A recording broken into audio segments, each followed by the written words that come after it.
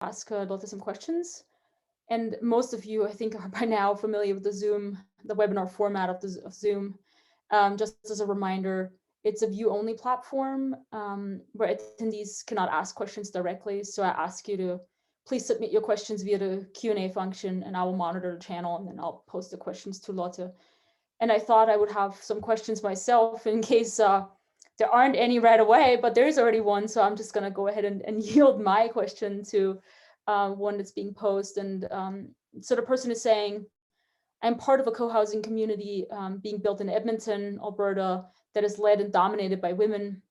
Some of the developments in this film appear to be led by men, some equally and some by women. How do you think gender influenced architecture and design of the projects? And the development is called Urban Green. I didn't understand the end of the question. I'm sorry. Just how do you think that gender influences architecture and design of the project?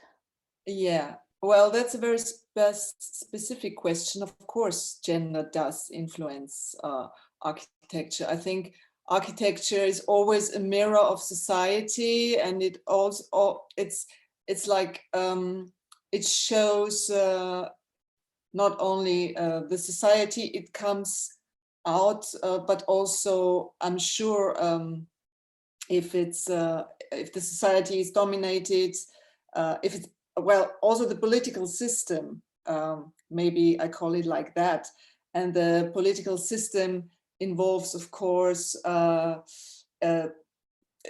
questions of gender. And there is also, I know that in Vienna there is also a co-housing project which was initiated by women. Unfortunately, I haven't seen it. I don't even know if it has been already finished so far. But I know, and that's my opinion too. It's definitely going to show in the way spaces are designed, if it's designed by men or women. Yeah, definitely. And yes, you are right. Most especially the older projects have been planned by men, and architecture is not as in the film world. In the film world, it's even worse. But also in architecture, it's the same as in every field. It's very male dominated, still is, and even was a lot worse in the late 60s, 70s, 1960s and 70s. I hope I could answer this question. No, that's great. So there's two questions, and interestingly enough, I had similar questions. So I'm kind of I'm going to combine them a little bit. One is saying, thanks for this great movie. It's super interesting and great insights.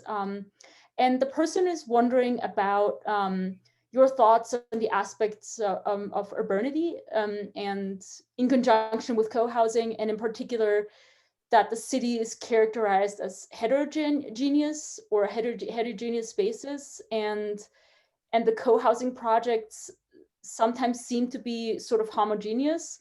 And another person is also asking how many people of color or LGBTQIA people are living in these projects. Well, about urbanity, the connection. Some of the housing projects we portrait in the film are set in the countryside, and some in the city. And in Austria, I don't know how the situation is in Canada, but in Austria, it's very it differs a lot from region to region, because in Vienna it became quite popular, and also the politics saw the positive impact that co-housing projects have in new development areas. So especially because most of the people organizing such projects are just very engaged people, where they're engaging with their neighborhood, and they have the time if you have the time to organize a co-housing project, you also have the time to think about the neighborhood. So people, the politicians in Vienna have realized that co-housing projects are very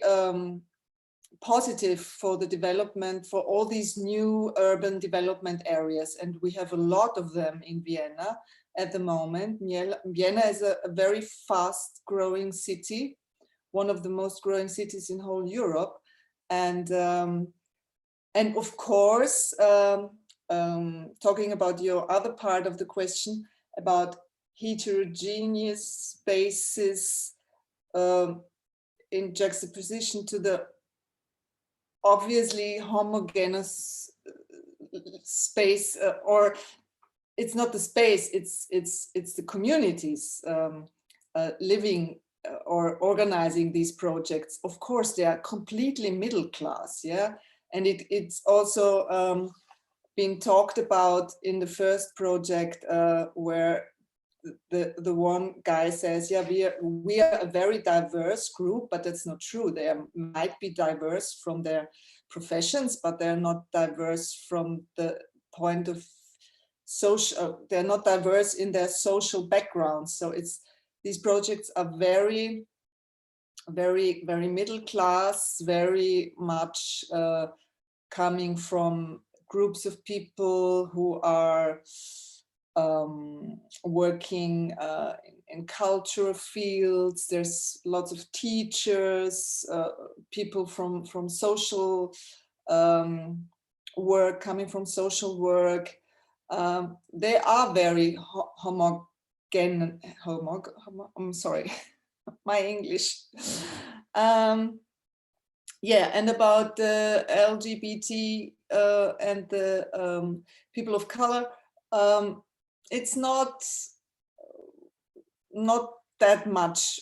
I mean, I don't have a proper insight about. I didn't get a proper insight about the gender backgrounds of the people, and to be honest, yes, I didn't really. In that specific context of the documentary, I didn't really put a focus on the gender issue of the resident of a house or yeah, a community. But I have the feeling, gender-wise, it's quite diverse. Not so much in the sense of migration background-wise. Well, I mean, there are people of color, but they are, most of them, they are socialized or in Austria. They came, they grew, they were born here, they grew up here, they were born into a middle-class family, so same context. It's different with like migrants who are working class people, and there's lots of them in Vienna. They are like the basement of the Austrian society, the foundation of the Austrian society. And that's not happening a lot. Like some projects are trying to mix, to become a little bit more diverse with these solidarity apartments, but that's also a bit to question, I think, because it's like, oh yes, we are so great, we offer you a cheap apartment, you can apply for it. So it's a very ambiguous situation, I think. Yeah, I can imagine that it's sort of a bit of a double-edged sword, maybe also sometimes. So there's two other people who were specifically asking about COVID, and I don't know, because you filmed before COVID and it's very clear, and so I don't know if you have any idea how these community spaces are doing in times of COVID, and how COVID has impacted their ways of living in those co-housing projects. And then a second question is, I don't know if you have any idea how sort of the rise of technology has impacted the ways in which people have shared communal spaces, and if there's now sort of a shift and people maybe spend more time in front of screens and indoors, maybe because of all the technology. Well, I don't think so. If you move to a co-housing project, you want to live in a community. You want to share like a real space rather than a virtual space with somebody. And I to be honest, I would rather be in a cinema together with all of you, sharing the cinema space. Technology-wise, I think the spaces have changed, but not in a sense. I don't think that the technology has changed the spaces so much, but the economical pressures. And I think, for example, the architecture of the 60s and 1960s and 1970s is a lot more experimental than the architecture of the more recent projects. Because if you see that housing project in Vienna, the co-housing project in Vienna, it looks quite, I mean, apart from the wooden facades, it looks completely the same as all the other housing projects surrounded, that are surrounding it. And this is as far as I know, has to do a lot with housing regulations, a lot with money, of course. And as far as I know, well, I know, not as far as I know, it's a fact that these groups, even if there are middle-class people, they have a big motivation for them to build together, or to make these co-housing projects, is also a financial aspect, because it's a lot easier to make your housing dream come true together, whereas like it's easier to shoulder the financial burdens in a group, as a group, rather than as an individual. The COVID question, I heard, I mean, I'm in contact with quite some people from communal or this co-housing projects, and I think that they are having a lot easier time than people like me, living in this old normal apartment in a normal house, Gründerzeithaus.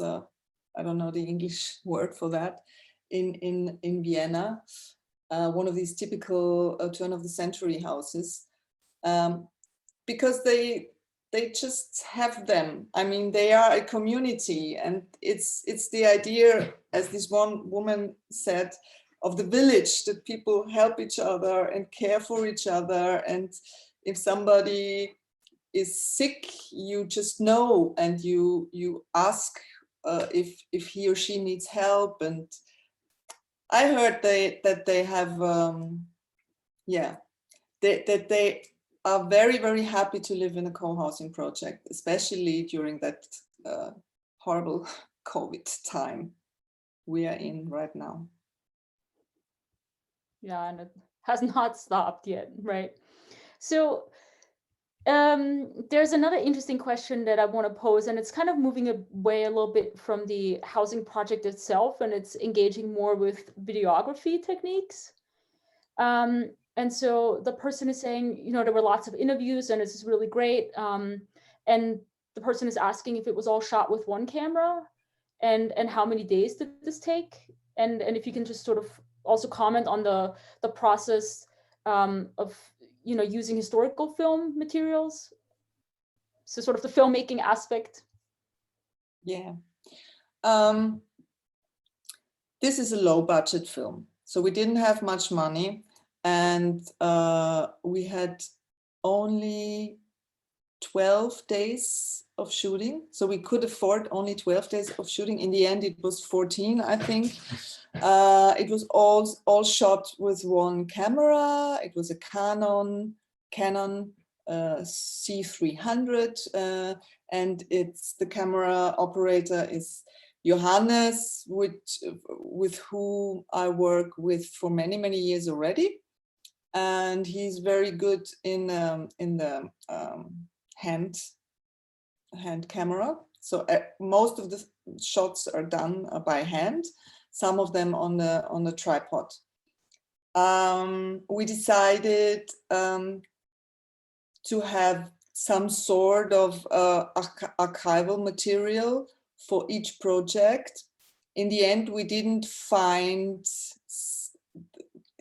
a good material for the one in Vienna, so that one doesn't have it. And also the one in Linz has got only where we asked them if they could offer us anything from their own archive, and they gave us the drone flight images.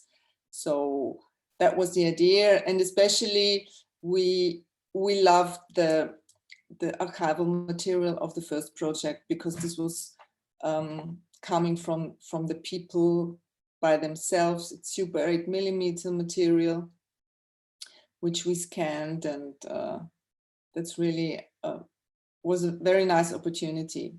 And for the other projects, we had like old television. We found old television, so we were doing a research at the public Austrian television, ORF, where we found some material.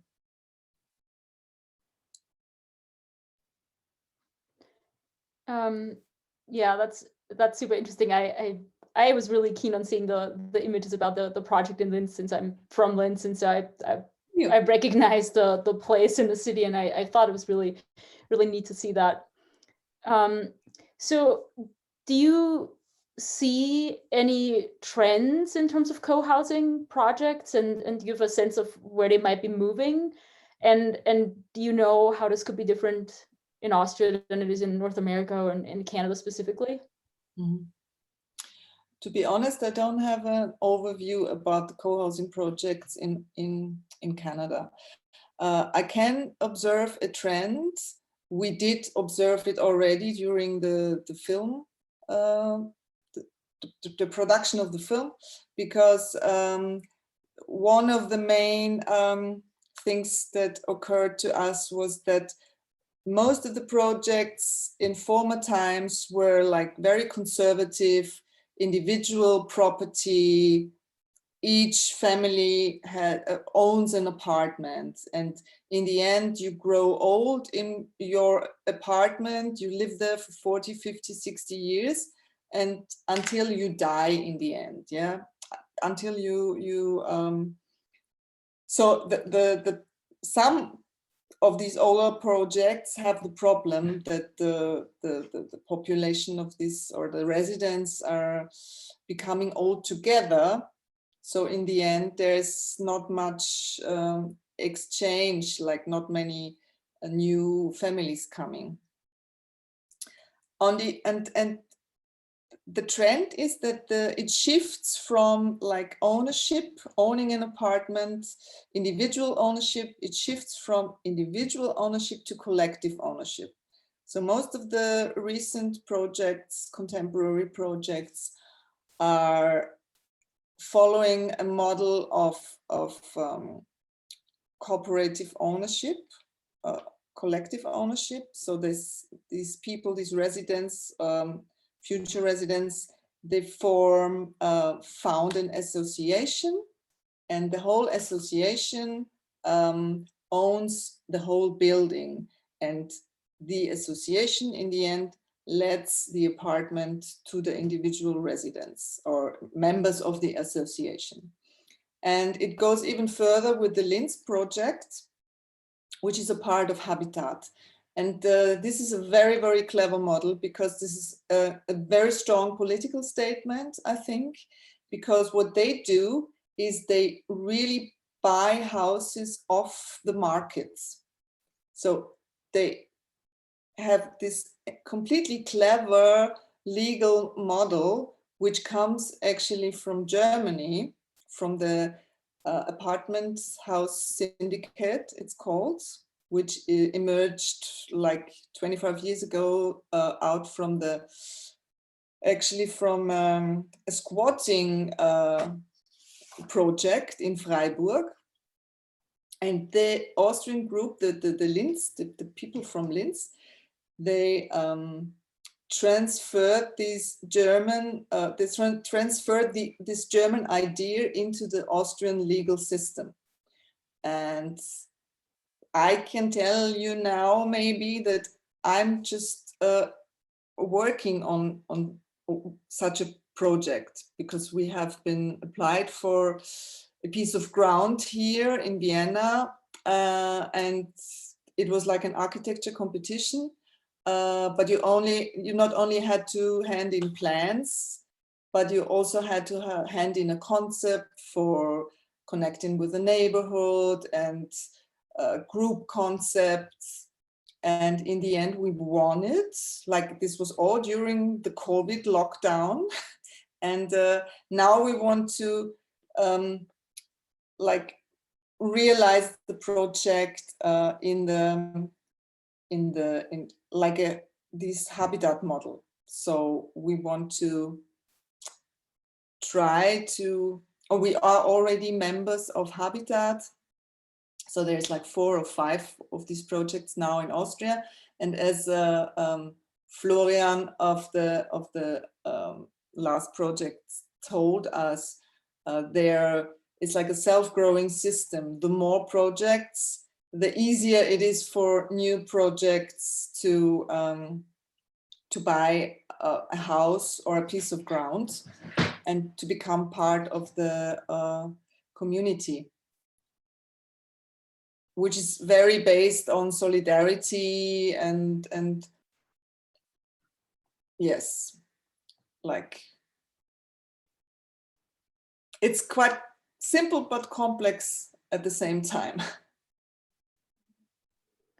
Yeah, and this is sort of the already part of the answer to one of the questions, but there's no support from the federal government, correct? So it's supported entirely by the residents who are invested in the co-housing project. It's supported only from the local government in Vienna. In Austria, Vienna, which was until a few months ago, had a coalition from Social Democrats and the Green Party. And the Green Party, and Vienna has a very, very long tradition of social housing, a very, very fantastic model too. But the Social Democrats were never interested in these individual co-housing projects. So then the Green Party came, also lots of these middle-class people, and they said, oh no, you have to give them a chance. And they really convinced the bigger partner to support these projects. So there is, for example, for our project now, we get a loan from the city. Like, I think it's 25% of the whole sum is a supported loan of the city, which is really has good conditions. Then there is 50% normal bank loan, and then there is 20% that we have to ask for, like to collect, because we don't have any money, no heritage, no big businesses. So what do you think, aside from maybe the money question, when the person in Linz mentioned, oh, it's just a 2 million euro loan. So aside from maybe the money as one of the difficulties, are there other challenges for cooperative housing projects? So like big challenges? Well, we've just started this project, so I cannot talk about my personal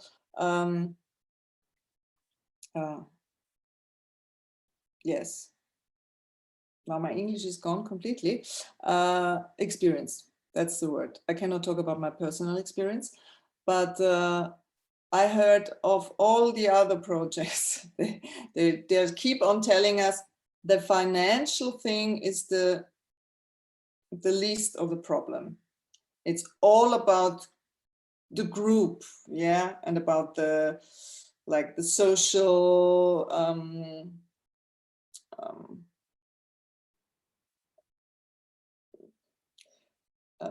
I don't know, it's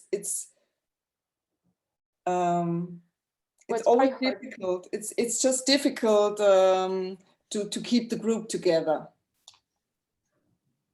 Yeah, and I think that that was expressed in the interviews as well, right? That people said, well, and then there's conflicts, and the one woman said, well, then there's the biggest conflicts are via email, right? And it's better to just talk it out. And I think it might be easier even because somebody also asked about the size of the project, and that's going to be my last question, and then I'll pass it back to Joe. That maybe it's easier to have a co-housing project that involves, like, say, 1,000 residents because of the larger space. Like, I wonder if it's even harder with group dynamics in smaller spaces. I don't know, but maybe also easier because you have fewer people that you have to actually engage with and make happy, because everybody has a say in it, right? Like, everybody has a invested in it. So I don't know what's easier, larger, smaller, dynamics. Yeah, I honestly don't have I don't have an idea if it's easier to have a huge project like the Terrace House project, or I was really I hope that it's not going to happen with our project now, but during the filmmaking, I realized that all these people with like big thoughts and lots of solidarity and visions of living together, they have these super small-minded moments. Like, yeah, it's different people, right? And then and different ideas, and then sometimes people just have a particular idea about something, and it's just hard to then, yeah, find a way to dialogue with others. All right, I'm gonna pass it over. Thank you so much, Lotte. This was fantastic. So wonderful. yeah, thank you for having me. I mean, I really have to apologize for my English dropouts here.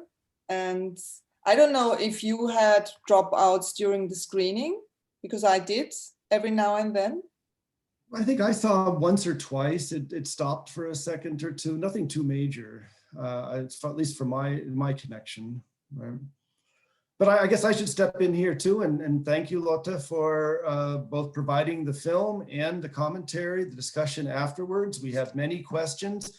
And before everybody goes away, I want to say, if you're interested in these kinds of issues about urban studies and what's going on in Austria and what's going on in North America, you should know that the Wirth Institute is sponsoring another panel discussion on related issues on March 31st. This was organized partly by our recent doctoral student at the Institute from Austria, Xenia Kolf, who I saw sent in a message or two in the chat here. And it's going to be called Innovations in Urban Studies, Lived Space and Everyday Life, Transatlantic Conversations. It's sponsored partly by the Office of Science and Technology of Austria.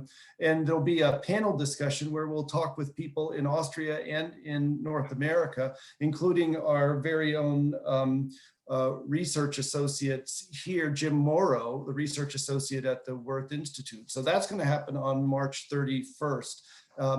I hope that Rochelle will be able to put into the chat just a list of, or a link to the Wirth Institute activities, because there's a lot of them. There it goes right now, even as I speak. We have every week Central European talks on various issues, some about urban studies, others not about urban studies. I would emphasize in particular for the people who are here at today's presentation that in a few weeks we have something called Jewish Studies Week coming up. And one of the 3 presentations in Jewish Studies Week is actually by Lisa Silverman of the University of Wisconsin at Milwaukee in the United States, who's going to be talking about Jewish spaces in Vienna before 1938. So if you're interested in Vienna in particular, and space in Vienna, there's going to be a talk sponsored by the Wirth Institute, and that's going to be on March 25th. In general, I should say, as a historian of Austria and somebody who teaches regularly about Vienna, it's fascinating to me to see how these themes about social organization of space and political organization of space run through the history of the city for a long time, right? And I think, Lotte, you mentioned this, right? That there's a long tradition, and not just starting in the 20th century, but going back before, of ways of experimenting with space, trying to understand how better to utilize space. Particularly, we have, even in this documentary, there was some mention of the history. I think one of the planners talked about the history of social housing and how they're consciously thinking in the context of this historical phenomenon. And I thought, by the way, Lotte, about a problem that I had when I was translating a book about Vienna in urban studies in Vienna, about just that term that you had a question about, Gründerzeit. That's a tough one, right? That's a tough one. I think I bailed out on that and just called it Gründerzeit, or came up with some kind of a wimpy chronological description, but it's not. Don't feel bad if you don't have in your pocket the definition or an easy English word for Gründerzeit, because I don't think there is one really. And it's a very important term in Vienna, obviously, right? As you know. And then maybe one last comment, just from my perspective, that might be useful for the people who are watching, and that is that question about the federal role in this.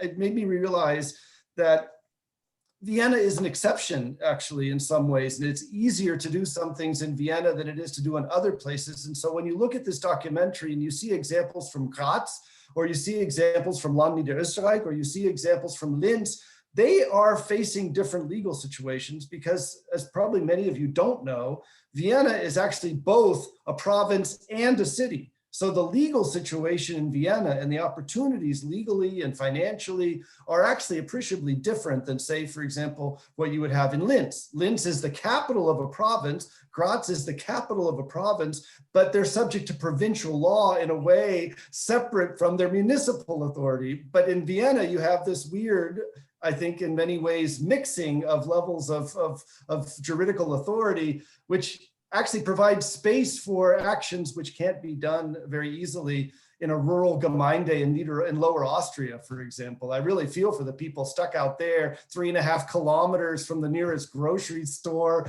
with a car that they have to, and their hands are tied in a lot of ways. I think you mentioned this, Lotte. There's a difference between trying to do these cooperative housing projects in the countryside versus doing it in the city. And even among cities, it's different, right? Because it varies on what city you're talking about. Linz is not Graz, but neither of those are Vienna.